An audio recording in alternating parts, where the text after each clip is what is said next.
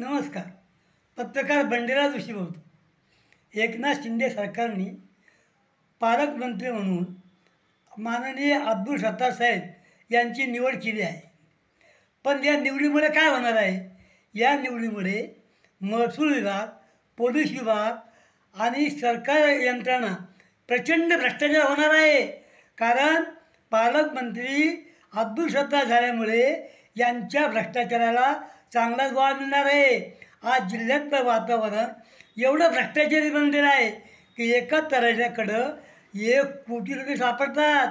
म्हणजे चौकड मटका, दारू, जुगार यांचा सुळसुळाट होईल.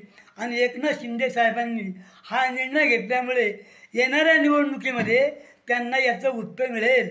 आणि ते सगळे आमदार गप्प बसले आहेत, कारण कोणाची हिंमत बोलायची नाही आहे. म्हणून मी एक सांगतो की जिल्ह्यामध्ये प्रचंड भ्रष्टाचाराचा सुळसुळाट होणार आहे, हा इशारा मी देतो.